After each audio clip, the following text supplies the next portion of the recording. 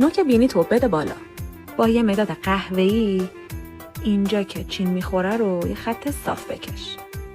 حالا 2 تا خط صاف به سمت بالا بکش.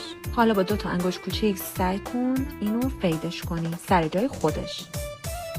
این قسمت رو گرد فید کن.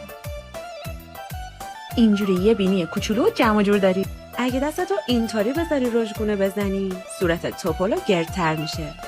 و اگه دستتو اینطوری بذاری رژگونه بزنی، صورتت کشیده و لیفت میشه. حالا بگو کدوم سم قشنگ‌تره؟ گوش پاک کن و بزن توی سایه قهوه‌ای. حالا بزن گوشه چشمت. با سمت دیگه گوش پاک کن، فیدش کن. یه ذره بکشش به سمت بیرون که به چشمت حالت بدی. برای اینکه پررنگ‌تر بشه میتونی چند بار این کارو تکرار کنی. جلوی چشمتو شاین بزن. داخل چشمتو کامل مشکی کن. به موجهات ریمل بزن. اگه دوست داشتی موجه هم بذار. حالا یه سایه خیلی خوشگل داری که اگه می‌خواستی بری سالن باید بابتش میلیونی پول میدادی. لباتو جمع کن و این وسط یه نقطه بکش. حالا اینطوری به سمت پایین فیدش کن. از این سمت هم بکشش به بالا. حرکت دستم رو ببینیم براشو میچرخونم. زیرشو پودر فیکس میزنم.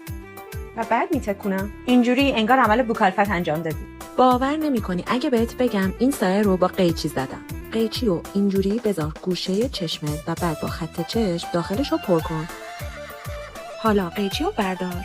برای کشیده تر شدنش میتونی یه ذره اینجوری امتدادش بدی.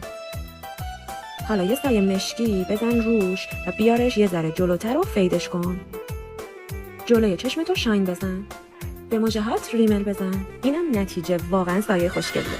گوشه چشمتو با مداد مشکی کن. حالا با کنار ناخن بکشش به سمت بیرون.